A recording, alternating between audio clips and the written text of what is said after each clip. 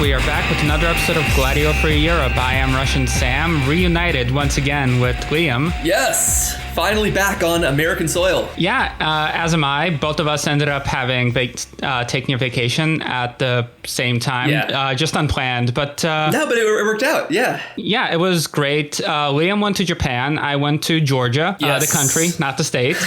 Yeah. We unfortunately had to miss a week of programming last week, but since coming back from Georgia and Japan, we've got a lot of really cool ideas for future episodes, and we've been working pretty hard on particularly on this 2-part Japan series that we're about to drop. So we're really excited about that. And I know, Sam, you have a lot of stuff to talk about the Caucasus that you visited, about Georgia and Armenia, which, you know, that's a really interesting part of the world with such an interesting history. So I know there's a lot that we can draw from there in the near future. Oh, absolutely. Yeah, it's absolutely fascinating. It has a really, really long written history in a way that many places don't. Yeah. And there's just a lot to talk about. So this episode is going to be more of a debrief episode where we just talk about our observations from the 2 corners of Asia. Yes, exactly. The opposite ends of Asia, you know? Yeah, exactly. Because, you know, like Japan, you know, the easternmost end of that whole cultural sphere. And then, you know, arguably, in like an archaic European view, Georgia and Armenia and the Caucasus is the westernmost end of Asia, you know, beside that and Turkey, yeah. So this episode's going to be kind of like an under the hood episode where Sam and I are just going to casually talk about our observations about these 3 countries that we visited. So, because I was in Japan, primarily in southern and western Japan, and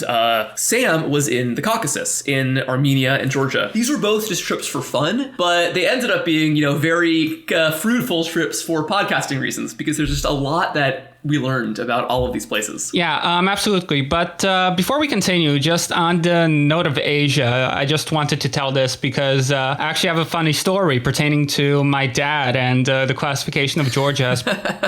Yes, I know this one. Many years ago, my dad finally got on the computer and he started visiting some really unpleasant sites. Yeah, like the Russian equivalent to InfoWars, essentially.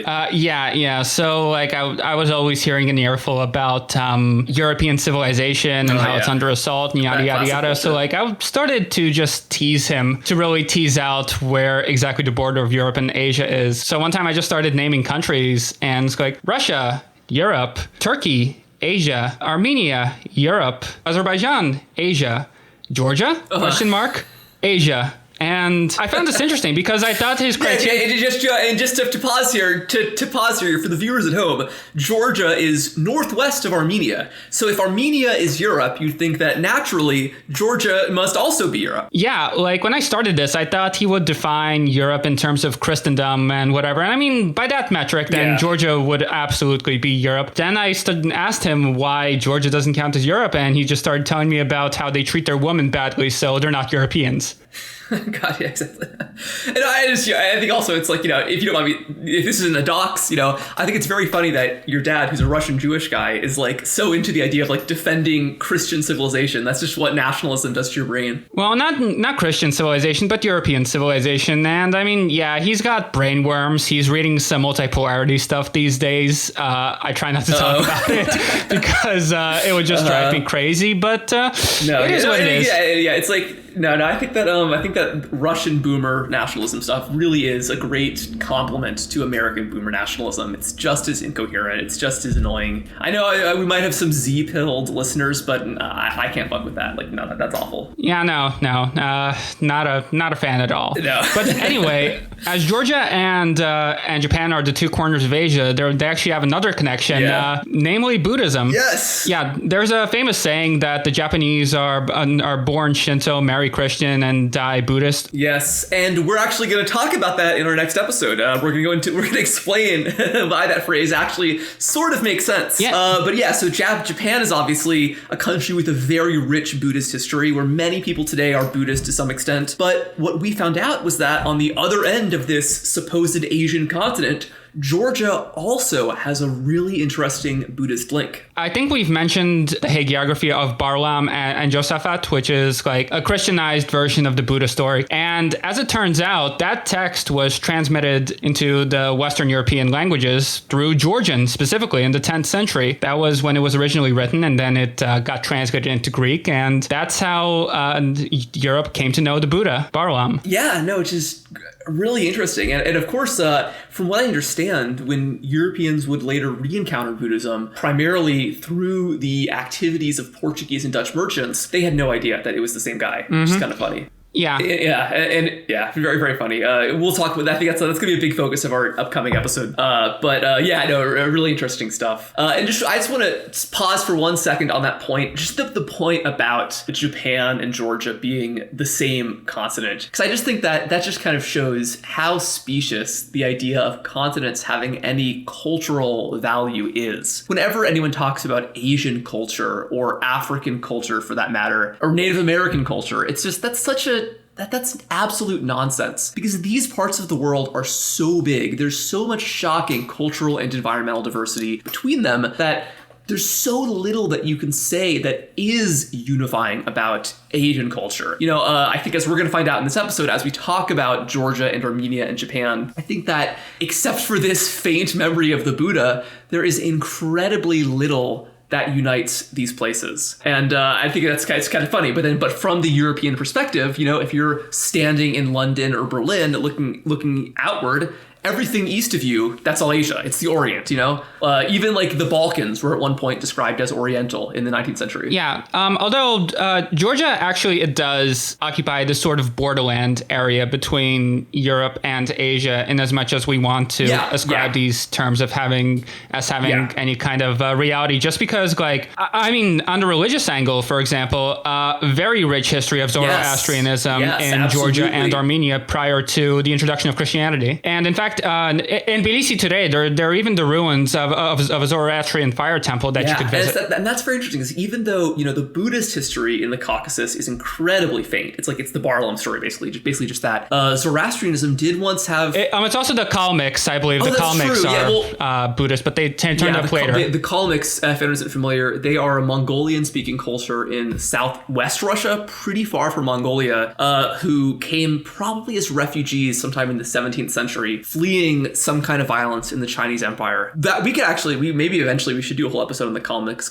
It's a very interesting group of people. Some people think Vladimir Lenin might have been part Kalmyk. But I was just going to say that although there isn't that much of a rich Buddhist history in the Caucasus, besides the Kalmyks and besides the Barlaam story, Zoroastrianism, the traditional religion of Iran, does have a very rich history, because the Caucasus for many, many years was under Iranian control, especially the Sassanids or Sasanians in the early Middle Ages. They were the last Iranian dynasty before the Islamic expansion. And what's kind of interesting about these guys, one thing I love, a little fact I love, is that the semi-legendary ruling family of the Sasanians, the kind of, I guess you'd call them the literal satraps of that part of the empire, their last name, their clan name, was Bagratoni, which is probably a name that you know, Sam. Oh yeah. You meant Bagrationi. Well, it's Bagratoni. It's Bagratoni, I think, in Georgian, and then Bagrationi in Russian, and it eventually that surname has survived basically to the present in the Russian Empire. Yeah, because eventually, as Georgia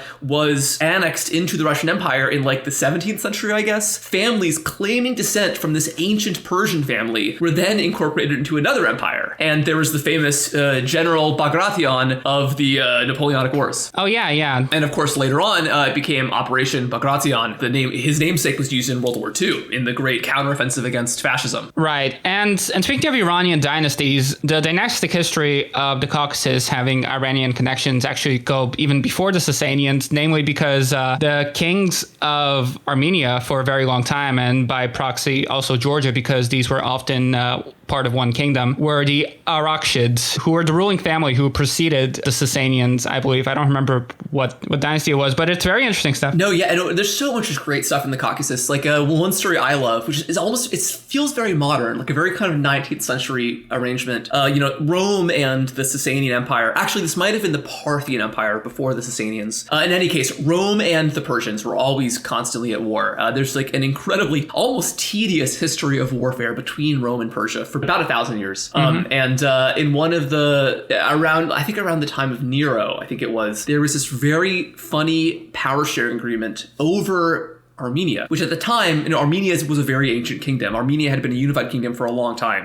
but it was constantly this battle site between Rome and Persia. And so in the middle of these constant conflicts, eventually the Emperor of Persia and the Roman Emperor Nero came to this pretty funny agreement where the Persians would have actual control, actual hegemony over Armenia. And specifically, it was that the Persian king would have to approve every Armenian king. But the deal was that the Romans would have spiritual influence over Armenia, and that even though each king was selected by Persia, they had to be somehow anointed by the Roman emperor. So the king who was chosen by Persia wouldn't be considered legitimate until Nero went all the way over to Armenia to give him his blessing. Yeah, absolutely. And speaking of blessing and Christianity, these two countries really pride themselves on being the first Christian nations. Yeah, are they older than Ethiopia in that sense? I believe that Armenia became Christian in like the 320s or something like that.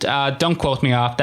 I've been absorbing a lot of information, but yeah, there's actually a lot of like beef between Armenia and Georgia. It's mostly like friendly stuff, but there's also like, for example, Armenians love to claim that the Georgian alphabet was invented by Meshtot, who was the same guy who invented the Armenian alphabet. But they're very proud. In fact, one time I was doing laundry in Tbilisi, and I just like started talking to this guy who's like the perfect Soviet boomer, God bless him, and he just started telling me about how, like, if Armenians invented our alphabet, then how come we have 3 alphabets and they only have 1? Yeah. I love I live in a very Armenian part of California, and I love seeing I love the Armenian alphabet. It's so beautiful. My girlfriend said a while back that it looks like every letter is a different kind of U. It's like all made out of U's, and that's kind of true. It does look like that. All right, but so we've been kind of scattershot so far. Let's maybe put this whole thing in focus. Why don't you just tell us about the broad strokes of your trip to Georgia and Armenia? Where do you go? What really caught your eye? What shocked you? What amazed you? If you go again, yada, yada, yada. Just take it from the top. Well, from the top, I absolutely would go again. I want to go again. It's one of the most incredible places that I've been, and I love it very, very much. And hopefully I have the opportunity to see it sometime soon, because my plans actually ended up being a bit derailed. I had a whole itinerary planned out that would have had me going all the way across the country, particularly the western half. But in practice, I was based in Tbilisi and just exploring the city, as well as going on day trips, mostly to the eastern part of the country. Where do I even start? Well, let me just mention some of the places that I went to. My favorite place that I went to was Kazbegi, which is like all the way up in the north. It's some of the most stunning mountains you'll probably ever see. It's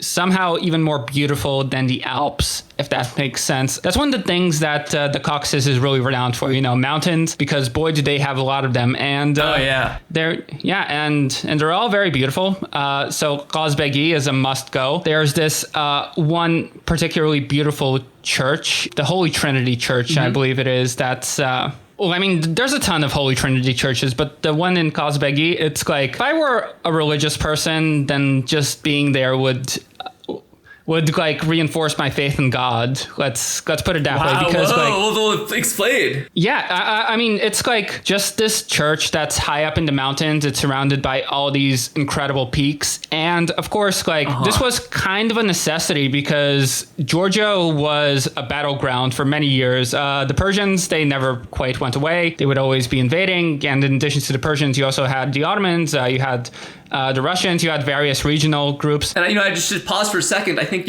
and one other important group you missed, kind of intermediate between the Persians and the Ottomans, is, the Seljuk Turkic Empire, which really tore through the Caucasus in like the 11th century and 12th century, and eventually sort of in a roundabout way led to the establishment of the Ottoman state. Yeah, absolutely. So Georgia really bears the scars of all of these invasions. Tbilisi was burned to the ground something like 100 times, I was told. Whoa. So because of that, like, they had to get very creative about where they kept their treasures and their holy stuff. Well, I mean, Christianity already had a very long tradition of like going out into the wilderness, broadly defined, as we talked about in the Christian Saints episode. In the Saints episode, absolutely, yeah, the Desert Fathers. And so because of that, they also would go to all of these remote places in Georgia, like Alsbegi, and because this was also a place that was constantly getting invaded, it made a lot of sense to build these wonderful churches high up in the mountains that would be much more easily defendable. These would be the kinds of places where like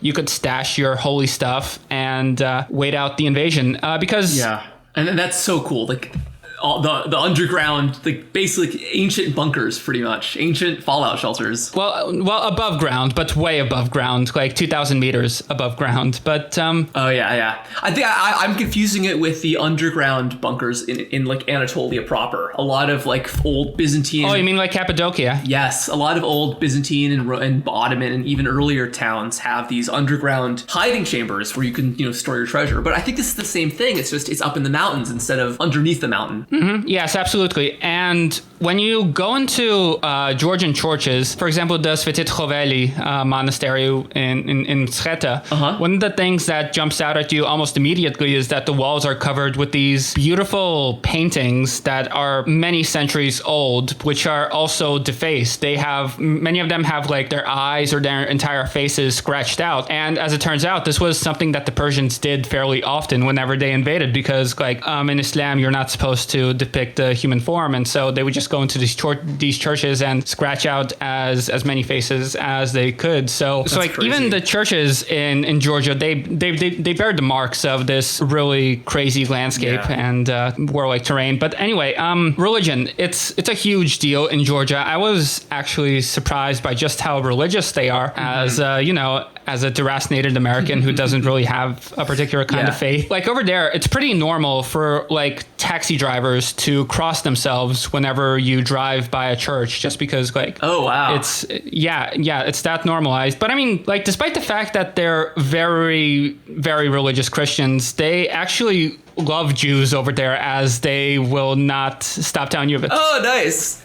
So you told them you were Jewish and they were like, hey. Yeah. I mean, like, basically their rationale is that Jesus was a Jew and we had Jews for 2,500 years, and Jews brought back a bunch of relics from Jesus's life into Georgia itself. So there are bros, Right. And I wonder if, because Georgia was Christianized so early, I wonder if any of the first Christians in Georgia were, ethnically Jewish. At the very least, I'm sure there's some kind of folklore tradition about Jewish Christian disciples bringing Christianity into Georgia. Mm-hmm. Yeah, I just recently started reading the Georgian Royal Chronicles, and there's a lot of stuff to that effect in there. But I mean, I also wouldn't chalk this up to like the ancient Jewish roots of Christianity for fostering this attitude, just because like if you go over to neighboring Armenia, for example, there's a much more complicated relationship with Jews over there, for lack of a better word. Really? Yeah, I mean, like within the Soviet Union itself, like Jews and Armenians never really liked each other that much. I know that. I'm of course like speaking in very, very broad terms, but I mean, I realize that. I mean, it kind of makes sense like when you get over there, because I mean, like one of the things that I learned in a way that like I hadn't expected was that in Georgia, the Armenians were often playing a very analogous role to that which the Jews were playing in like Eastern Europe. So right. No, it's you hear about like it's the classic anthropological term is like middleman minority, a group of people who are not necessarily culturally powerful, but have an intermediate position in a certain country where the peasants are from one cultural background, the nobility are from another, but the merchants and craftsmen are from a third group. And that's Jewish people in parts of Eastern Europe, Chinese people in parts of Southeast Asia, and Armenians in the Caucasus, as well as at one point, Eastern Europe too. There used to be Armenian merchant communities in Hungary and Poland, which is kind of crazy. I mean, there's that one anti-Semitic joke that's like an Armenian is a Jew who followed a rolling penny into a church. Oh yeah. They love those old Eastern European, Middle Eastern jokes like that. Yeah. Yeah, no, I mean, it's kind of funny, honestly. But anyway, just because like they occupied the same kinds of social niches, I feel like that led to friction between Jewish and Armenian communities when they actually did interact. Yeah, I think it also kind of an elephant in the room here is the fact that Armenians are probably victims of the second most brutal 20th century genocide in Europe, if you can call it that. Yeah. And on that note, actually, this the anti-Semitism is actually kind of relevant here, just because one of the countries selling the most weapons to Azerbaijan at the moment is, of course, Israel. Oh, it's Israel, right? Since that's unfortunate. Yeah. Yeah. So because of that, like they just associate like Israel with Jews in general, given like the difficult situation, like it's not good, but I'm not going to judge them too hard for given what they're going through, No, it's analogous to Islamophobia. Sorry, to anti-Semitism in the Islamic world. The irony, of course, being that the group collaborating with Israel are Muslim Azeris. So yeah, it's a weird inversion of the kind of the classic expression of anti-Semitism in Muslim countries. Mm-hmm. Yeah, absolutely. And I mean, just like the day after I flew out of Armenia, they opened up this monument to the people behind Operation Nemesis. And now both the Turks and the Azeris are really flaming mad to the point where Turkey, I believe... To pause here, Operation Nemesis was this really interesting covert operation led by Armenians after the Armenian genocide to track down and assassinate large numbers of Ottoman officials involved in prosecuting the Armenian genocide. Yeah, so this was not received well in Turkey. Turkey, in fact, closed its airspace to Armenian planes as a response to this. But I mean, like even beyond that, you can tell that it's a very tense atmosphere. When you're walking through Yerevan, you see a lot of people in military uniforms. And in fact, like on April 23rd or 24th, the Azeris, they took over a border control point into Artsakh. So now there's a lot of fears that what remains of the Armenian population there is going to get starved out very soon. Right. And we should say this is less than 2 years after an open war between basically Armenia and Azerbaijan over the Artsakh territory, which Armenia lost. Yeah, it's very grim stuff. Yeah. Just something that I just found interesting is that, so I live in a very Armenian part of LA. So that war was a really big deal right when I moved here. You saw a whole bunch of Armenian flags. You saw a whole bunch of Artsakh flags, which is a kind of a variant of the flag of Armenia. There's even a shopping center near me called Artsakh Plaza. Interestingly, and it is also an Artsakh Boulevard. But about 2 years later, you don't really see many Armenian flags anymore. I don't know if it's because the diaspora has kind of lost interest, or maybe it's because they're mad at the government for losing the war. I don't know. But you see a lot less Armenian flags today than you did a year, 2 years ago, or even 1 year ago. This is just pure speculation on my part, but Armenia gets slandered a lot as like a Russian puppet or an Iranian puppet. And given the state of things right now and the ongoing war in Ukraine, there's probably some pressure for Armenians to distance themselves a bit. Yeah. And the irony, of course, is that, from what I understand, Azerbaijan, who is 100% the aggressor in this conflict, they benefit from trade from the US, from Russia, from Israel. They are much better funded than Armenia is. Armenia kind of gets accused unfairly of being under undue Russian influence, but there's plenty of Russian influence in Azerbaijan, especially economically. Yeah, absolutely. Right now, Russia is routing a lot of its gas through Azerbaijan, which of course they're profiting very handsomely from, given the energy crisis, and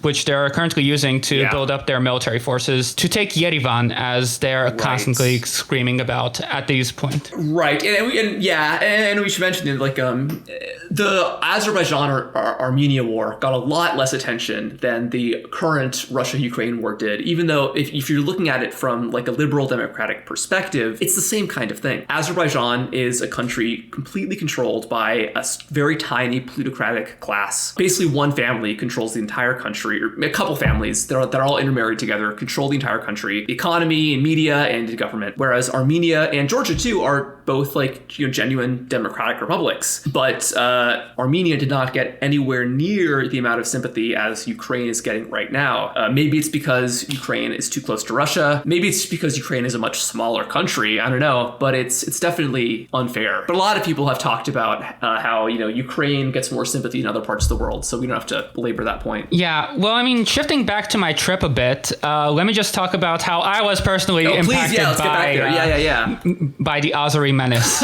Please. Yeah, one of the trips that I took out was to a monastery complex called David Gareja. It's in the desert, basically. Well, they call it the desert, but it's not exactly a desert. It's more of like a clay, basically, which I had the bad luck of going there on a day when it was raining buckets.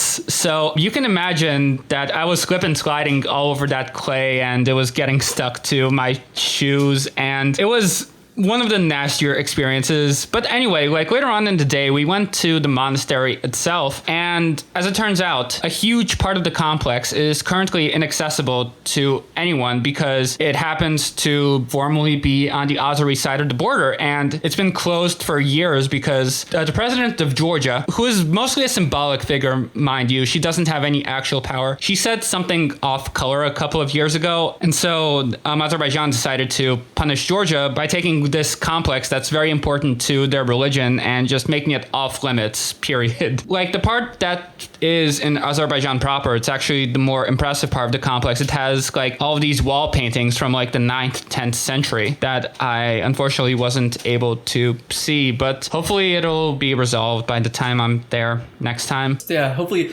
So you think you definitely go back to the Caucasus? Oh, absolutely. Like there's no like it's such an incredible place in many respects. Well, I mean, just to talk about the positives, of course, like Georgian food is amazing. Like I've loved Georgian food for a very long time. It was. Can you get a lot of it in New York or? Yeah. I haven't like thankfully we have a large Georgian diaspora over here, so restaurants aren't an issue. So I'm like whenever there's something to celebrate, I'm just like, let's go to a Georgian restaurant. That's awesome. Yeah, they're also renowned for their wine. Of course, braver people can also try something called chacha, which is a result of the way that the Georgian wine industry works. Like their viticulture, it's older than the one that ended up in Europe, and it's also distinctive in that it uses the entire grape. And so like this wine, it's fermented in these clay jars called kvevri, pithos, basically, to use the Greek term, and it's just kept there for a while. But when they actually retrieve the kvevri after it's done fermenting and they like pour it out, they don't throw out the remains of the grapes. What they do is they give those another squeeze, they leave them to ferment a bit more, and that becomes chacha, which is like from 60 to 80% alcohol, basically. Yeah, it's very that strong.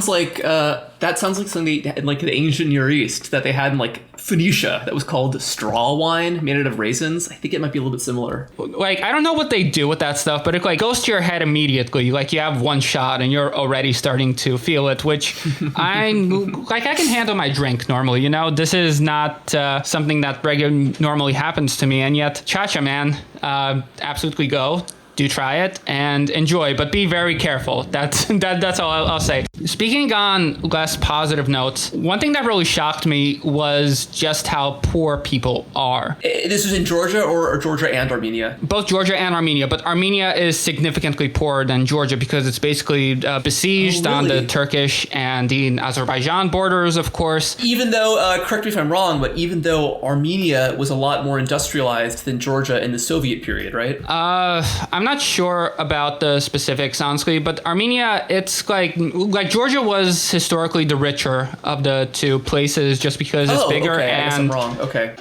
It's bigger. The land is better. What remains of Armenia today is like basically the rump state that, like, it was sort of the backwater of Armenia by the time that it was actually established, unfortunately. Right. Yeah, because the ancient and medieval territory of Armenia was so much larger. Like, at one point, Armenia had a coast on the Mediterranean. I think culturally, you might call Armenia, people I'm sure will describe Armenia as Mediterranean today, but it's pretty far from the Mediterranean Sea. But in the Byzantine era, that was not the case. Oh, but yeah, but please tell me more about, what like shocked you so much about the poverty there? I understood going into this that this was a post-Soviet country and that economic metrics aren't necessarily to be taken at face value just because you know how that goes. Like even over here, but especially over there. But I mean, if you look at like Georgian GDP per capita, for example, then you get a pretty respectable number. It's like $8,000 per year, I believe, something like that, which is, I mean, it's not great. It's not terrible, but I mean, it's fine. But my first day over there, I got into the habit of talking to cabbies because I speak Russian and most of them, if they're of the older generation, they also know Russian. Yeah. And my first day, I had this 75-year-old gentleman, very nice guy, who was telling me about how he has to drive this taxi because his pension is like $120 a month. In addition to that, he also has to support his grandchildren who work in pharmacies like 60, 70 hours a week, who earned like $150, $200 a month, basically. And if you look at what prices are actually like in Tbilisi especially, I found it personally to be quite cheap, but I also live in New York, you know, like in the last year, they've seen like a doubling of prices basically because of like the global inflation, but also because there's suddenly a lot more Russians who have more money to throw around who are pushing the prices of everything. When I was in Japan, I was amazed at how cheap everything was compared to America, but I'm sure 90% of the world would be far cheaper when it comes to like cost of living. Yeah, so I mean, like again, on paper, like Georgian GDP per capita, it's supposed to be like $8,000 a month. And for very large swaths of the country, it's clearly not that. And people are really struggling. And despite the fact that things are quite bad, I spoke to someone about this, in fact. Why do people put up with all this bullshit? She was telling me about how there are like neighborhoods in Tbilisi that haven't had hot water for years just because like the pipes are corroded and the government won't really do anything about it. And I was just like, how do people tolerate this? Because I mean, the stereotype of Georgians is that like they're very feisty people. They are like, if you disrespect their honor in some way, like they're gonna come at you hard. And yet they're just very resigned in the face of all of this awful treatment by the government. And she was basically telling me about how like it's true if you're speaking in terms of interpersonal contact, but if you're talking about an abstract force, like a bureaucracy not doing its job, for example, there's no one to put the blame on. And so people just sort of think that like it is what it is and they just go on living. Yeah. Speaking of Tbilisi, beyond that, Georgia is not a very large country, but it's still very underpopulated. It has a population of something like 3.5 million, according to the last census, which was done a decade ago, granted. So it might have grown since then. Yeah. But something like 1.5 million of those people, they live in Tbilisi. Oh, wow. That's a crazy density. Yeah. A crazy concentration. And a lot of the country is mountains, though, right? So probably pretty hard to live in, or is that not true? Am I just stereotyping?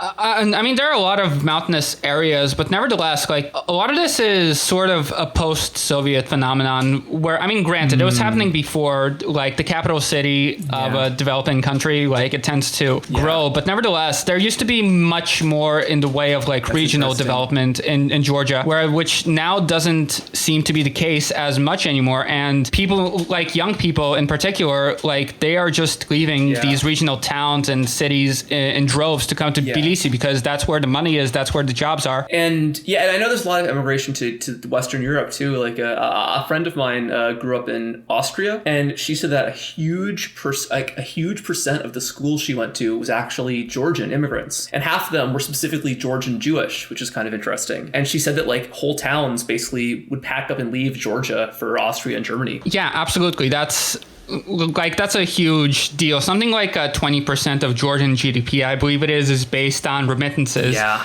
Like the taxi driver I mentioned, like he probably has some kind of foreign connection in his family to like help keep them afloat, because I don't understand how he would be able to live. Like even granting his taxi driver gig, it's just not sustainable to. It's just not possible to live on those means in that country. Period. Yeah. It's a wonderful place, but it has a lot of problems under the surface, and I'm very deeply concerned for the people of the country, frankly, and the way that they've been misgoverned. Because I mean, like, it's kind of a libertarian paradise in many respects. Well, like they have a constitutional clause saying that they can't have a minimum wage, for example. A lot of yeah. I mean, like a lot of Georgian legislation was straight up written by like American libertarian hacks who were invited over to the country to. Yes, and this is classic post-Soviet shock doctrine stuff. It's, you know, like on the more cultural level, it kind of reminds you of how Poland and Ukraine have like a blanket ban on identifying yourself as a socialist, which is, you know, crazy. So actually on that note, kind of, let's kind of, you want to talk about, I don't know how much you want to get into this. We don't really talk, we kind of try to avoid modern politics too much in this podcast, but I think it's kind of, you know, we would be remiss not to mention the fact that Georgia has this interesting ongoing political crisis sort of involving the degree of, you know, Western and Russian influence in the country, you know, and I don't think anybody would ever say today that any kind of so-called Asian culture is a big part of Georgian identity. But there is this interesting East-West divide today, except that East now is Moscow, not like, you know, not Zoroastrianism. I mean, it's very, very complicated, to put it lightly. Yeah, just let's not summarize the issue. Tell us, tell us what you saw in Georgia. That's what I want to hear politically. I didn't see much in the way of politics, honestly, but I was like April 9th. It's the day after I came over there, and it's a national day of remembrance, because in 1989 the Soviet army opened fire on a demonstration and killed something like 20 people, and it's still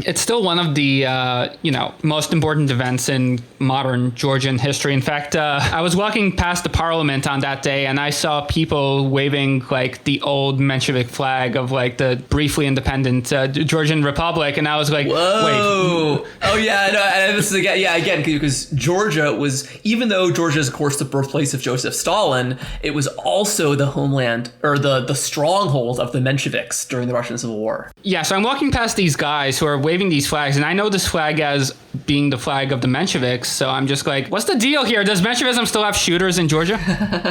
What does it look like? It looks kind of like the German imperial flag. Well, part of it, at least, because frankly, that's kind of what it was. It was kind of a German protectorate, from what I understand. But anyway, it's like on the top left-hand corner, there's a black bar and a white bar, and then and the rest of the flag is like red. Oh, I think I've seen that before. Okay, yeah. Yeah, but no, not Mensheviks, as it turned out. Just like the current Georgian flag with the crosses. That wasn't... Yeah, well, I think that's a little bit like in Ukraine, how a lot of different Ukrainian figures with incredibly different ideology are now being recapitulated in this, you know, big tent Ukrainian nationalism, including groups that worked with, groups like, you know, Nestor Makhno and his Black Army, who worked with the Bolsheviks, and groups that collaborated with the Nazis. They're all lumped together as Ukrainian patriots. Like, getting back to the demonstration, like I saw that in the morning, basically, and then in the evening, I was walking home because my hotel was right by Freedom Square, and there was another demonstration going on with a bunch of people, a ton of American flags, a ton of NATO flags, a ton of Europe flags. There's a bunch of EU flags everywhere you go in Georgia. That's just the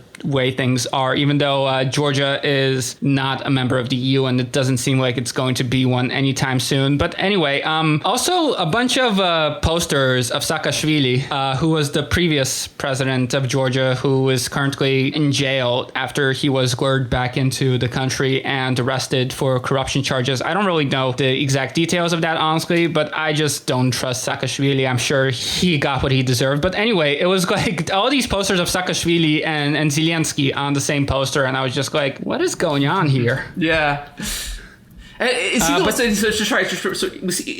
he the one who he was a Georgian politician who then became a Ukrainian politician. He like switched countries but stayed in politics. Yes, he was the president of Georgia.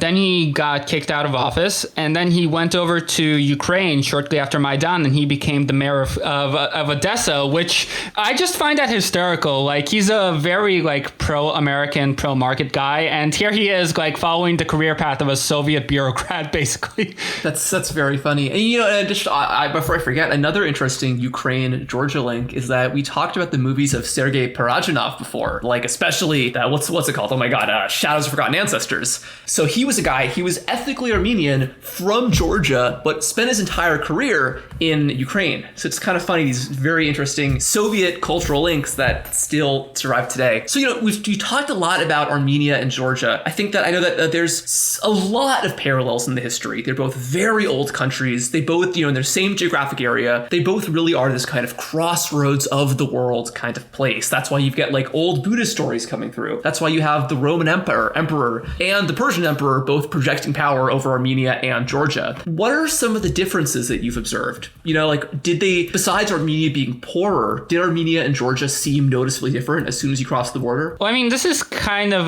have you ever noticed how white people drive their cars like this with black people drive their cars like that? I just get the sense that Armenians are a lot more eccentric than Georgians are as a whole. Oh, really? Yeah, just I was taking a taxi in Yerevan, and like the window was wide open, mind you, but the guy, he just like he still turned the fan on, and I was just like, wait, what the hell? I don't know, like they're going through a lot of shit right now. Can't really blame them for being a little weird, That's funny. Yeah. But I mean, Georgia's also going through a lot of shit. Like something like 20% of its territory is currently inaccessible to Georgians themselves. This is Abkhazia and South Ossetia. Oh, of course, yeah, because this is of course, this is an interesting foreshadowing of what would happen with Russia and Ukraine, because these are territories that declared independence with Russian support from Georgia and now have a very strong Russian influence. Sometimes are considered Russian puppets. I don't really know if that's true, but I know it's a really big political issue in Georgia today. Yeah, I haven't really looked into it that closely, to be honest. It's a terrible situation for everyone involved. Tbilisi is still full of refugees from Abkhazia, even though it's been something like 30 years. Yeah. These people are still living in slums because the government won't get around to building enough housing for them. It's terrible. But despite the fact that all of these territories are inaccessible, when you're driving on Georgian roads, you're constantly seeing signs that point to Sukhumi and Skinvali and all these places that are inaccessible. Just to hope that someday they'll be reunited, of course. But I know, yeah. But then that's an interesting, kind of irredentist kind of policy making. It's like even though these territories are no longer de facto part of Georgia, legally treating them like they still are. This is, this is how a lot of countries deal with these issues. That's like the whole issue of strategic ambiguity over Taiwan is because China legally considers, Taiwan part of its territory, and to avoid any kind of conflict, Taiwan basically agrees too. Like they both, have this pretense of being the government of China. That's an extreme example, but you see this ambiguity in a lot of places. I know famously the government of India banned Windows software for a long time because they considered Kashmir part of Pakistan rather than respecting a similar kind of ambiguity that existed at that point. Pretty much nobody except for Russia and Syria recognizes these places as independent countries. Just to be clear, the overwhelming majority of the world thinks that Abkhazia and Ossetia are rightfully Georgian territory, but I'm not going to comment on that because I don't know enough at this point, frankly. No, yeah, it's not a place, exactly. And one thing I know about, one little thing I just want to point out about Ossetia, the only thing I know about Ossetia, which it's one of those facts that once you learn it, you can't stop sharing it. It's literally the only thing I know about Ossetia is that they speak the Ossetian language is a descendant of ancient Scythian. And it's it's one of only 3 surviving Eastern Iranian languages. So these are basically the languages of the Scythians from ancient Greece, the ancient Greek times, that are still spoken today. The other 2, quite far away, are Afghan, the Pashto, and the closely related language Pamir. And so Afghan, Pamir, and Ossetia, all the way in the Black Sea, those 3 are all descendants of the Scythian and Sarmatian languages that were once spoken from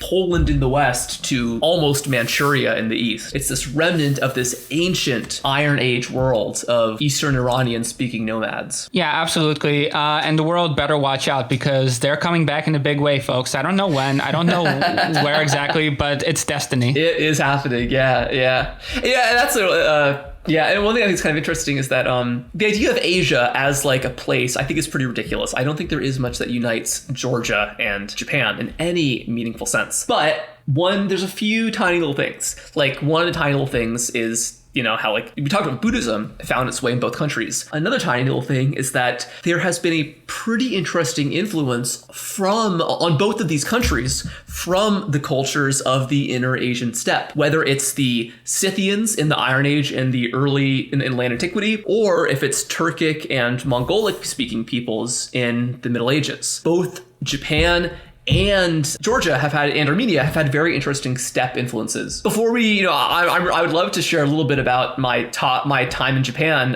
but I don't want to. If there's anything else you want to share about Georgia and Armenia, by all means, we can go as long as you want. Well, I mean, like I've taken up enough time. Honestly, let's hear what you saw in the other end of Asia at this point, because we are going to be coming back to both of these places very, very soon. Yes, yeah, we have some. I'm really excited for our Japan episode next week, or for the first of several. So yeah, Japan was fucking awesome. Like I really liked it. I'd never visited Asia before. Have you visited Eastern or Central Asia ever? I haven't. No. Like up until this point, the only Asian country I'd been in was Jordan. Well, to Japan, it was great. It's in a lot of ways, visiting Japan. If you've ever seen any anime or Japanese movies, it really is a lot like you think it's going to be. To be honest, almost in some kind of ridiculous ways. I laughed a couple times just because if a 10-year-old was describing Japan, they would probably say that anime characters in Godzilla and samurai are everywhere. And then you go to Japan and that's actually true.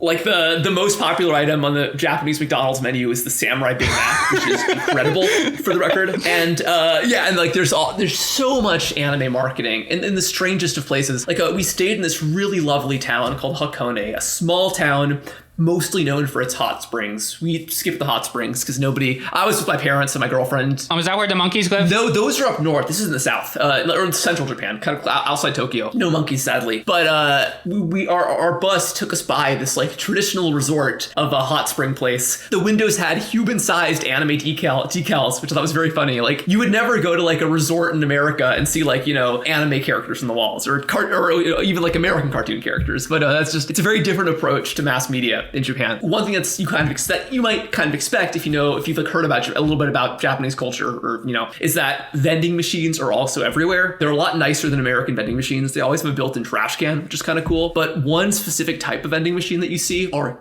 gacha machines. Gachas are these little plastic toys where you put in a coin, you turn the dial, and something comes out. And there are thousands of different gacha toys for sale all across Japan in the weirdest of places, in the train stations, next to stores, in alleys. And they're so funny because a lot of them are typical plastic toys. A lot of them are anime tie-ins. So Spy Family is a really popular anime in Japan right now. Demon Slayer is really popular. So you can get a Demon Slayer action figure in this tiny plastic little case. But a lot of them are a lot more obscure. One of the ones that I saw was a whole series of tiny little businessmen figures that so it's a businessman smoking cigarettes at a train station, or a businessman in a payphone, stuff like that, guys with briefcases. Oh, that's cute. Then there's also ones that I thought was really interesting this was one that I had to actually buy that I couldn't go without. That's this little plastic figurine of Neolithic Jomon period art from Japan, of little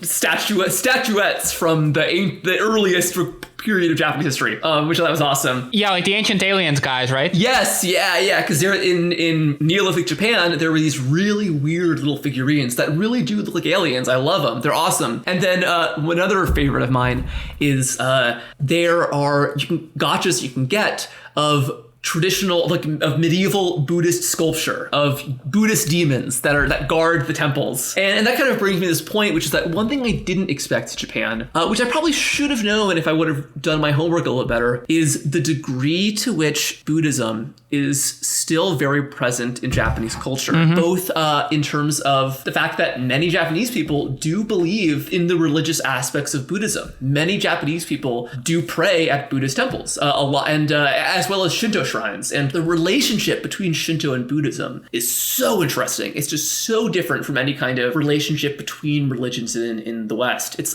as if Greek and Roman paganism had stayed around, but was totally interlinked with Christianity. That's kind of what the situation is in Japan. But you see but at the same time, so that there is a lingering religious aspect of Buddhism, but Buddhism is also very secularized in the sense that Buddhist temples and these Buddhist demons, the temple guardians, they are seen as these kind of like secularized patriotic figures in Japan. And while we were there, there was a TSA poster that had like the Buddhist temple guardians on it, just like as a warning sign, like, it doesn't look like a little joke, like these guys, like, if you don't like put your shoes in the bin, the Buddhist temple guardians will get you, or something like that. Yeah, that's funny. But yeah, like I'm really looking forward to getting into this, because I know they basically when Buddhism first came into Japan, they tried to repress it, but then ultimately some of the nobility started to absolutely practice it. So they said, whatever. I guess there's Buddhism now, and with time they sort of like Buddhism and Shinto sort of like integrated into each other's framework. Where now within the Shinto framework, all these Buddhas are like common as well, and vice versa. Yeah, and this is a very controversial issue that scholars in Japan and outside Japan have been studying for like a century or more. But I think that the current belief now is that Shintoism was basically created as a result of interactions with Buddhism. That before the encounter with Buddhism, there probably was not organized worship of anthropomorphic gods. But after Japanese people encountered Buddhism, which has anthropomorphic gods, also I should add, anyone who tells you that Buddhism is not a religion, they are fucking liars. Dude, they got gods, they got demons, and I didn't really understand the degree. They have hells, yeah. I wasn't able to visit, but there's even this one little temple in Osaka that simulates what it's like to go to Buddhist hell if you're a really bad Buddhist. But yeah, and so apparently because Buddhism has these very anthropomorphic deities, in a lot of ways, it has the temple demons, for instance. It has the Buddhas. The Buddhas themselves are revered basically as gods in a sense. And it even has, which I didn't even realize until visiting Japan, a lot of traditional Hindu gods like Shiva and Indra are and Manjushri is very important Buddhism. There as well, I believe. Yes, yeah, they are incorporated into Buddhism as Buddhist deities, which I had no idea about. So a lot of temples in Japan have these statues to traditional Indian gods, which like totally blew me away. So yeah, and so anyways, because of that tradition of statue building, of anthropomorphic worship, it seems like Shinto kind of responded to that by turning these very ancient traditional figures, which might not have had an anthropomorphic form, into these kind of human-like gods, sort of like the Greek gods or the Norse gods. So, but it seems like it only happened due to the encounter with Buddhism. I actually find it interesting that you brought up Greek and Roman paganism earlier, just because that's basically what happened to Roman religion as well. Like, as far as I understand, the Romans didn't really have anthropomorphic gods until Greek influence came around, and suddenly Mars became analogous to Ares in the Greek pantheon and so on. Yeah, no, and I think that there's definitely an analogous relationship with Chinese and Japanese culture as there is for Greek and Roman culture. Absolutely. In a very strong sense. The difference is that China is a way bigger country than Greece. So it's a very different kind of relationship. Of course, for many centuries, Rome ruled Greece as a place, and then eventually the modern Greek identity is totally shaped by Roman influence, because the Byzantine Empire was Roman. Nothing like that in China and Japan. We're going to talk about, there were two attempts in Japanese history to conquer China. Both went very badly. First went very badly for Japan. Second went very badly for Japan, but also terribly, terribly badly for China in the World War II, and led to just unimaginable atrocities in Asia. But the first attempt to conquer China, that's a lot more obscure. And that involved a guy that I didn't really know much about until I visited Japan. But he is such an essential figure to Japanese history. The incredible warlord of warlords, Toyotomi Hideyoshi. Do you know much about Hideyoshi, Sam? I'm vaguely familiar with him based on Radio War Nerd episodes, but I haven't looked into him that much independently yet. I think in our second episode that we're going to do in 2 weeks about Renaissance Japan, he's going to be the protagonist, but he is a really interesting figure. Something I don't understand is that if any American knows any Japanese figure from the Sengoku period, which was they are also called the Warring States period, it's kind of like the Japanese version conclusion of the War of the Roses, this long, extended period of civil war that led to the establishment of stable monarchism in Japan. The main figure you're going to know from that period is Oda Nobunaga. He's like the famous guy, the unifier, but what I learned in Japan was that he really only started the job, and he was only hegemonic over Japan for like 4 or 5 years. And the area under his direct control was just like maybe a third of the main island. Whereas Hideyoshi, the guy that succeeded him, way more interesting figure. Oda Nobunaga was a rich kid. Hideyoshi was a peasant. He was, in his early years, he didn't even have a family name. He created one for himself, which is kind of cool. He's almost like a Thomas Cromwell figure because he never attempted to fabricate a noble lineage for himself, just as Thomas Cromwell was somewhat proud of being from a humble background. But instead, he was like, you know what? I'm going to make my own family, and they're going to be important because they're descended from me. And I got to respect that chutzpah. I believe that in Japan, they have a saying that goes that Oda harvested the wheat, Hideyoshi made the dough, and Tokugawa baked the bread, something like that. Right. Yes. Because after Toyotomi, after Hideyoshi, there was the third warlord who finished the job. Tokugawa. We'll talk about a lot about him in our Japan episodes. He really established Japan as both a unified and an isolated state, which basically would set the course of Japanese history for the next couple centuries. But I'm bringing up Hideyoshi because stuff attributed to him is everywhere in Japan. And I don't think it's like a folk attribution. I think it's that he was such a prominent figure that so many Buddhist temples and Shinto shrines and castles all over Japan were either built directly by Hideyoshi or in response to his conquests by his enemies. So all these castles are built in the same style because they were either constructed or refurbished during these wars led primarily by Hideyoshi and his immediate successor. So there's this amazing castle in Osaka and an even better castle in the town of Himeji, which from what I understand is mostly known as like a castle town. It was this fortified city where all these samurai lived basically to project power elsewhere across Japan. And most interestingly is that eventually he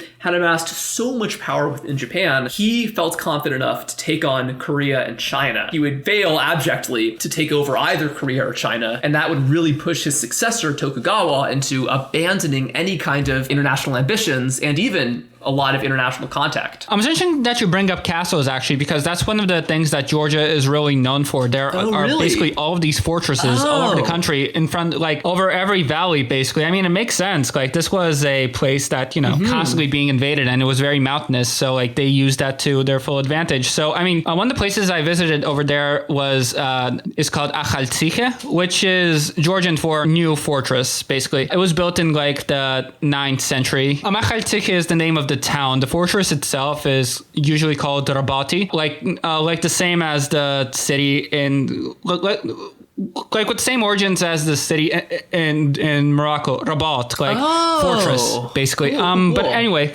yeah, and this place, it was like renovated, quote unquote, like a decade ago. And I say renovated in quotes because it seems like a lot of it is just sort of the Disneyfication of these places, which is a very common thing in Georgia, unfortunately. Like, the Georgian economy is at this point very heavily built on the tourism industry. They had a choice between like building up a productive economy based on like agriculture or tourism. And Saakashvili, he made the decision that Georgia would become the tourism country. So now everything is built towards that orientation. But nevertheless, a lot of sites are in like this terrible state of preservation. And what they do have is just shiny stuff for like Khaliji Arabs to come and take selfies. That's funny. Oh, actually, and then you mentioned there's like a lot of like, was that Rabat or Georgia where there's a lot of Arab tourism? Oh, I mean Georgia. Like, the fortress is called Rabati. Oh yeah, okay. It's same origin as Rabat in Morocco. Yeah. You mentioned that. One other thing about Japan was that was very cool, and I'm sure this probably annoys a lot of Japanese people, but there was so much tourism from all over the world while we were there. A lot of Americans, some Brits, a lot of very obviously British women with like really crazy makeup. They love doing that. A lot of Spanish speakers too. A ton of presumably Latin American tourists were there. I speak a tiny bit of very poor Spanish, and in one of the castles there was a tour group from somewhere in South America, and I tried to like sort of follow along what the tour guide was saying the best of my ability, but that was kind kind of cool. There was a lot of Korean and Korean, Chinese, and Vietnamese tourism too. When we were in Osaka, we actually stayed in the Koreatown of Osaka, and that was amazing. Osaka is just so fun. It's so different from Tokyo because most of Tokyo feels like you're in Lower Manhattan. It's incredibly slick, very formal, very professional. Then Osaka, that's where people go to have a good time. Osaka is much more casual. It's not as polished, which I think kind of makes it more fun. It feels much more down to earth, a little bit gritty, but so beautiful. There's this amazing castle there, really fun kind of culturally. There's this really famous area of Osaka called Dotonbori in the Namba neighborhood. And that's it's kind of like, this is an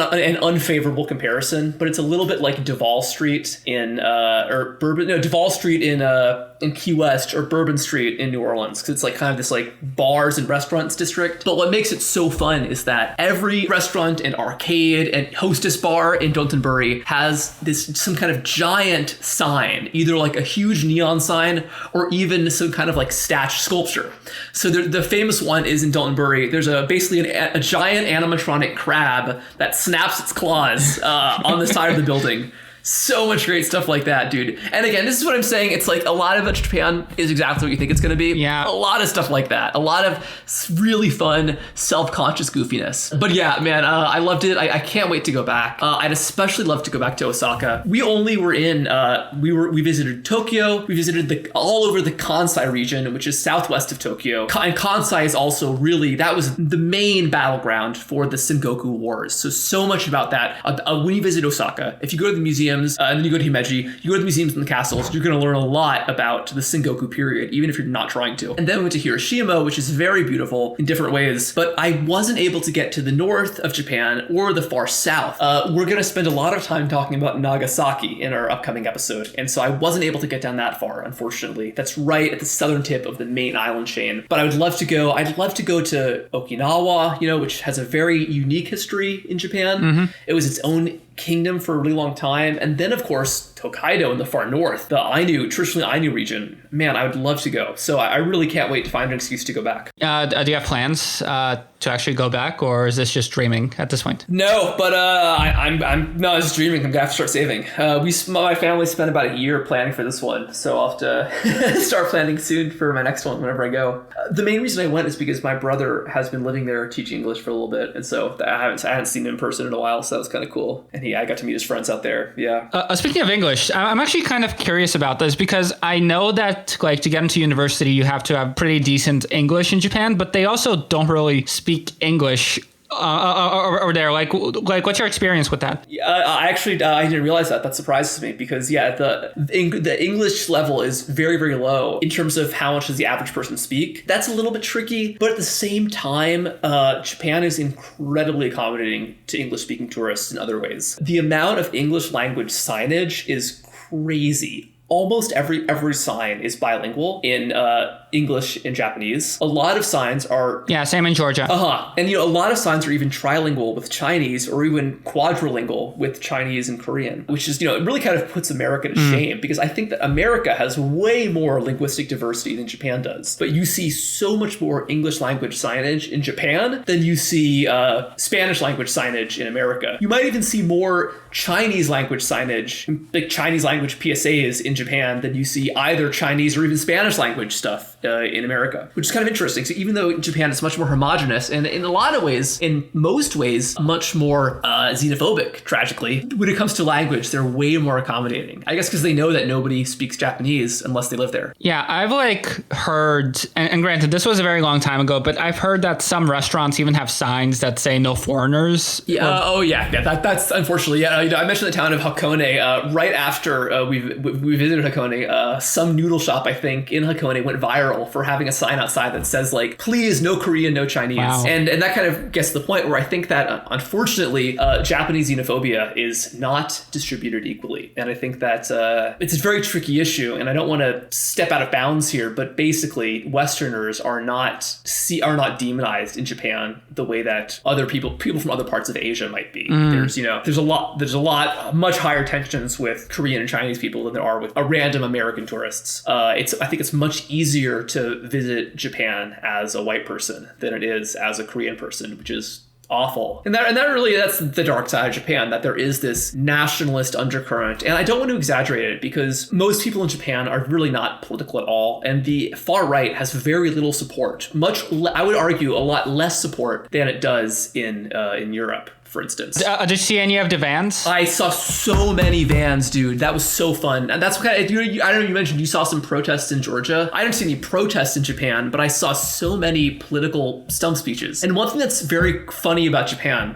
which almost seems like something from like a video, it feels like a scripted event from a video game. Minor political candidates, like people running for city council or whatever, will go around Japan go around the city, standing on the top of a car, giving a speech with a loudspeaker for everyone to hear about why you should vote for them. Yeah, that's so charming. Yeah, I know. And there was one guy that nobody seemed to be paying attention to, who wasn't very popular. And so out of curiosity, I took some pictures and went on Google Translate. And it turns out he was from some like ultra far right party explaining why Japan needed nuclear armament, why, Japan had to be an empire again with nuclear weapons. And so I was very pleased to see. Wait, is that the one that has an emoji as its logo? Because I just saw that on Twitter. Different. No, that's a different one. But there's a lot of like cutesy ultra nationalist groups will have like their logo will be like a cute little anime girl or something like that, a cute little cartoon, and then their platform will be like, we must recreate the Japanese empire, yada yada yada. Jesus but again, though, is that there's many different ultra nationalist groups in Japan, but they are all pretty marginal, because the main ruling party for much of the last century in Japan has been this kind of like very respectable, moderate,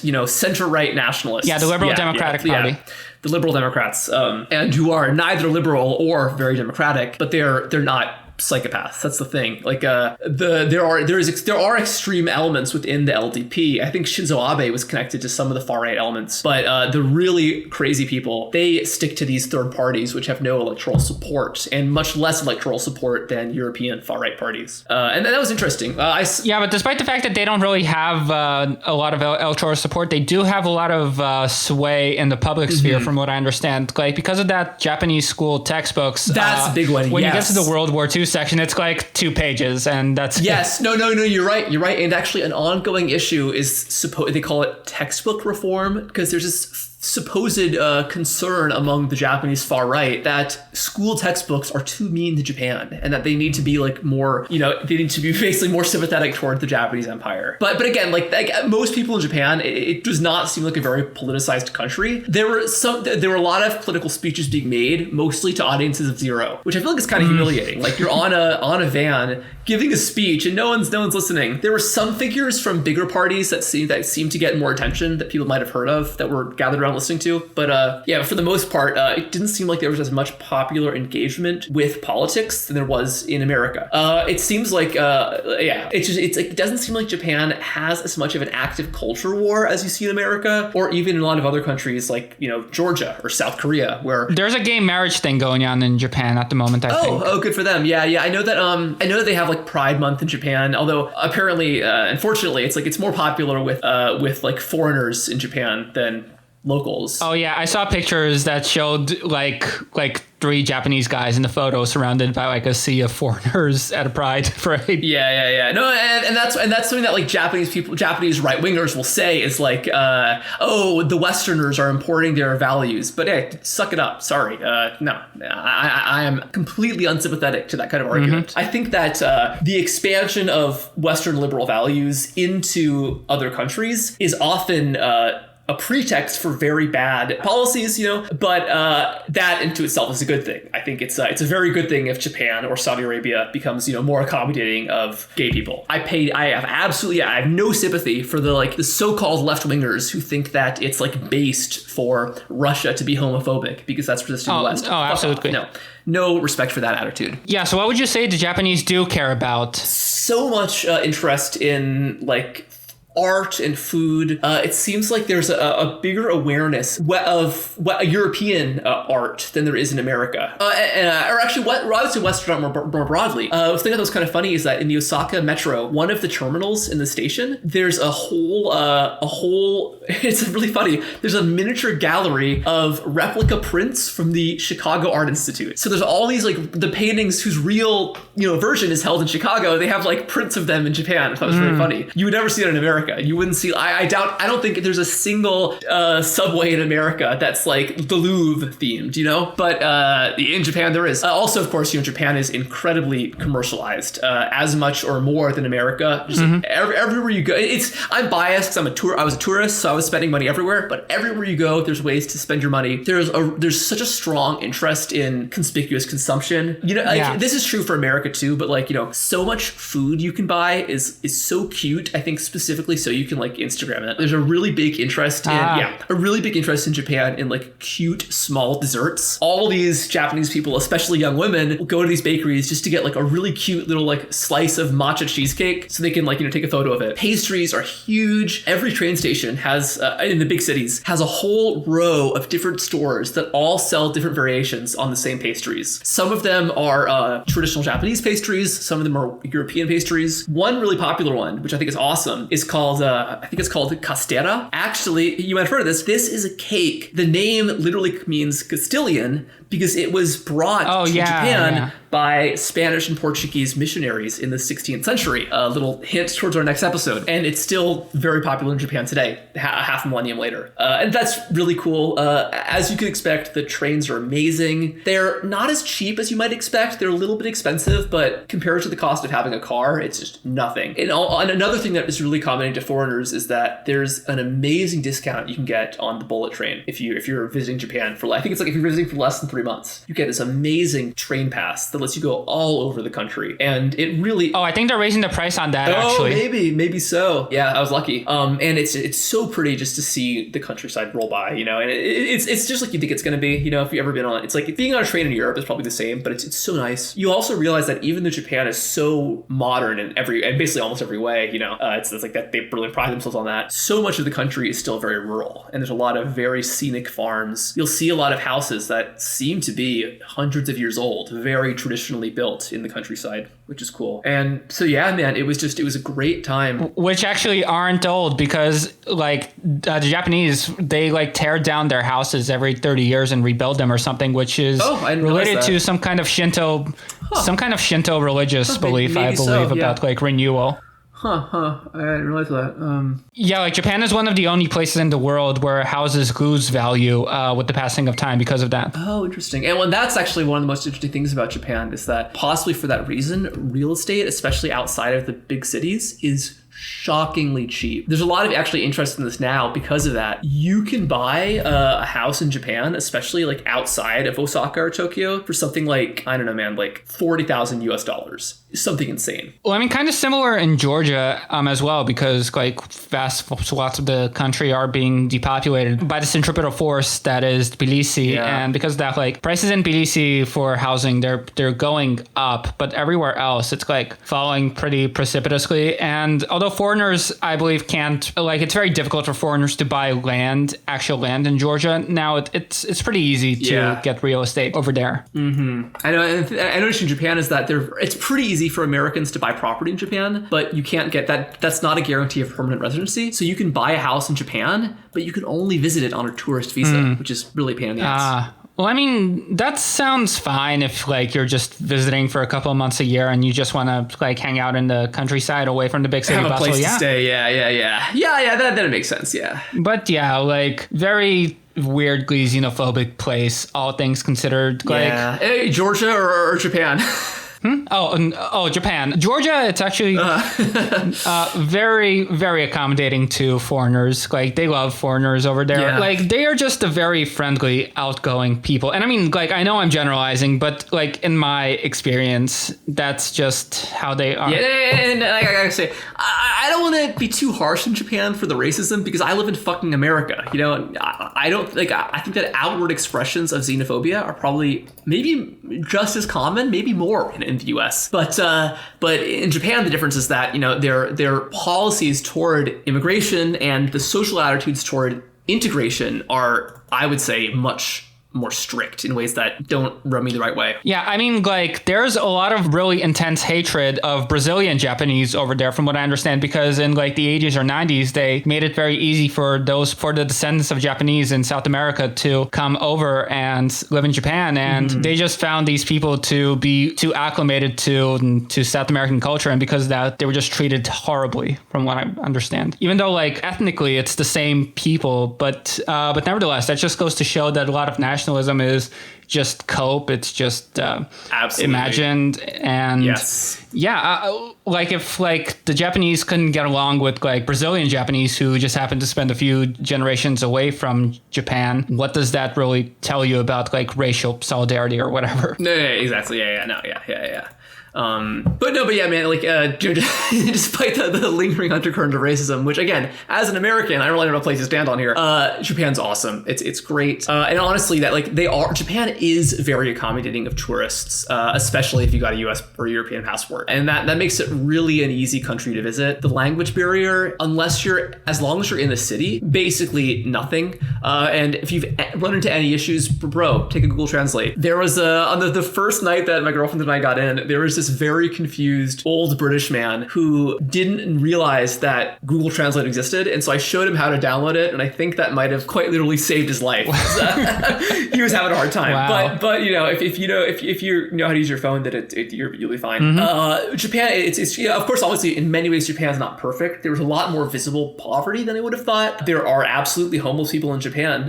In one of the train stations, we walked through, like, there were dozens of people sleeping on the floor, like you might see in New York, which you might not expect in Tokyo. The working hours are incredibly long, and a lot of blue-collar neighborhoods in Japan, they feel kind of depressing, honestly. It feels like all people do are get up and work very long hours at low-paying jobs and then go to sleep. There doesn't seem to be, not everyone gets to enjoy Japanese nightlife and pop culture if you're under a certain income threshold. And that sucks, you know? Yeah, that kind of stuff goes a very long way to explain their birth rates, honestly. Although at this point, weirdly enough, with the last couple of years of COVID craziness, Japan now has the highest birth rates in East Asia. So yeah, it's because other countries have sunk so much. And I gotta say, like, I'm sure the birth rate stuff is true, but you see kids everywhere in Japan. I think it's like, it doesn't seem like it's like a dying country in any sense. It doesn't seem like it's an old country. If anything, honestly, I think a lot of this is because of better like health, but people in Japan look so young. It really feels like people in their 20s. It feels like everyone's 25 in Japan, which is really funny. I think it's because people might age a little better, so someone who's in their late 30s might look like they're in their 20s, but people seem way more younger than Americans. And it also helps that everybody is dressed super well. Well, I correct you, Liam.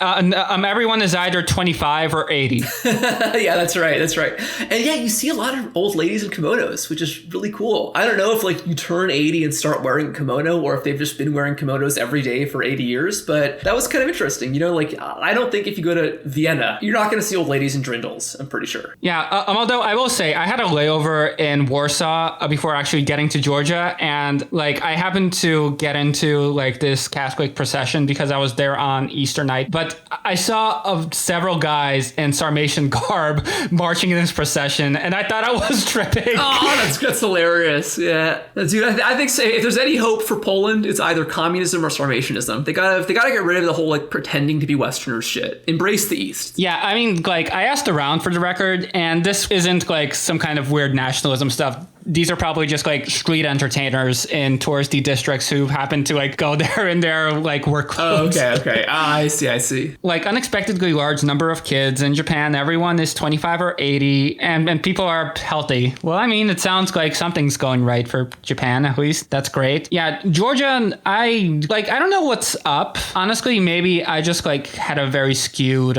view of the country, but I didn't see that many kids, which kind of surprised me because I expected them to have like larger than median families by Western standards, at least. I think the issue is that Georgia has a high immigration rate and Japan has basically zero emigration.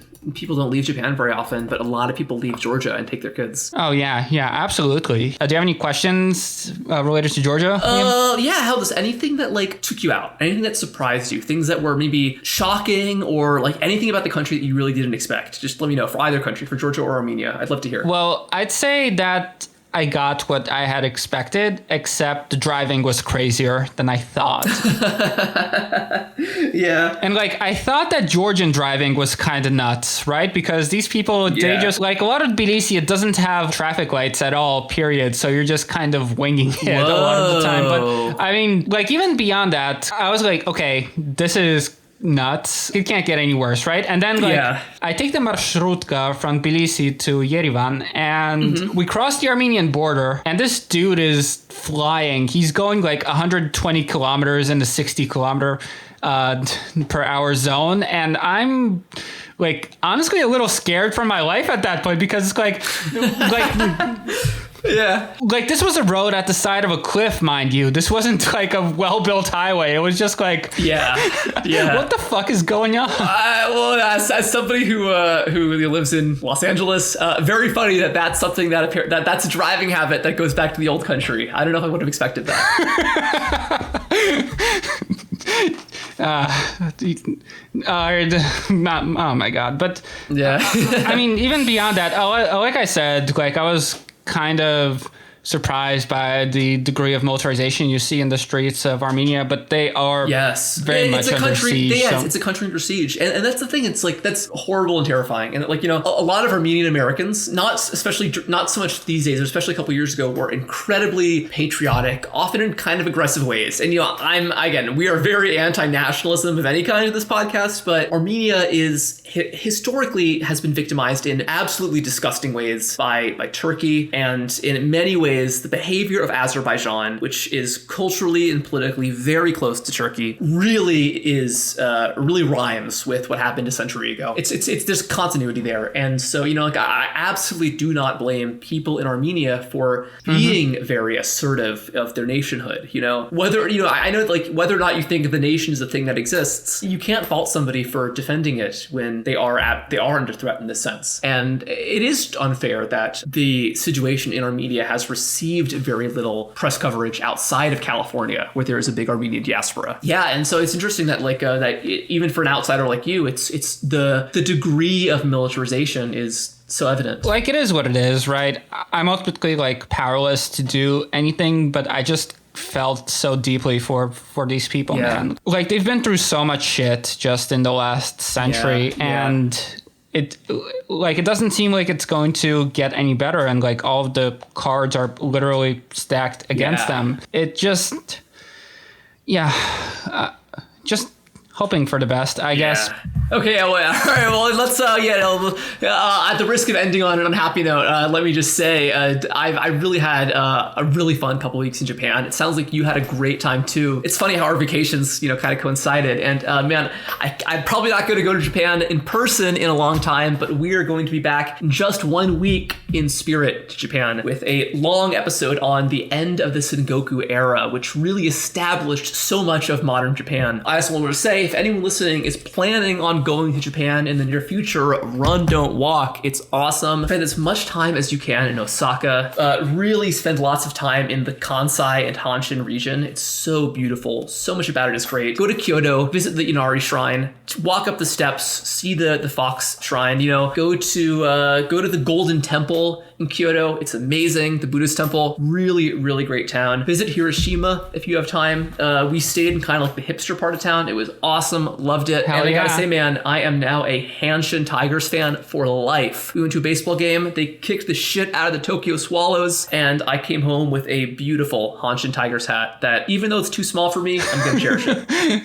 Well, I'm also going to put a huge recommendation for Georgia and Armenia for any of our listeners. It's great. It's really an incredible place. You're going to see, like, there's really something for everyone. Like, there's nature, there's historical stuff, there's a lot of really beautiful churches. The cuisine, of course, is incredible, both food and drink. Also, I mean, it's also like surprisingly cheap. Like I mentioned that it's getting a lot more expensive for Georgians themselves because of the large numbers of Russians who are coming over there to escape the draft. But just to give you guys a reference point, like including my flight over there, I spent like something like between $2,500 and $3,000 for the entire trip that lasted almost 3 weeks. So, I mean, if you're looking to travel on a budget, then, but by all means, Georgia is an incredible place place to go for not that much money. Yeah. In a similar note, Japan is much more expensive than Georgia, but it's not expensive as the United States. Traveling and lodging and food is a lot cheaper. The only expensive thing, which is incredibly expensive, which you're going to have to save for, unfortunately, is the plane tickets. But if you go we went at a bad season because tourism had just opened up to Japan after basically 3 years of being closed. Mm-hmm. Kind of a mini Tokugawa isolation just then. And also we went during the cherry blossom season because that was the only time that my brother was off work. If you go at a different time of the year, tickets are going to be way more affordable. I would definitely recommend that. And also Airbnbs are really cheap. Just make sure you're in a good one. Some of them are really small. I was totally fine staying in like very cramped conditions, but if you're more, I don't know, if you've got any Princess and the Peas among us, might have an issue. Yeah, well, Japan is also one of the places you can go to actually live in the pod. Yes, yeah. So if anyone is looking forward to experiencing the future, you can head on over there and stay in a pod hotel. Exactly. All right. Well, on that note, it's been great. I think it's very fun that the two of us now have seen the two extreme ends of Asia. So I think that now we gotta work our way to the middle. Maybe you and I can meet in Mongolia one of these days. Oh, absolutely. I'm looking forward to it. All right. Well, on that note, this is great, man. I know this wasn't really a real episode. I hope you guys aren't too disappointed, but we've got some great stuff coming out really soon. Lots of Japan, lots of the Caucasus, as well as some other, our classic bread and butter. We've got some episodes about early modern Europe coming out soon too. So stay tuned for the next couple months. We've got some really fun stuff coming soon. Mm-hmm. This has been Gladio Free Europe, signing off. Bye-bye.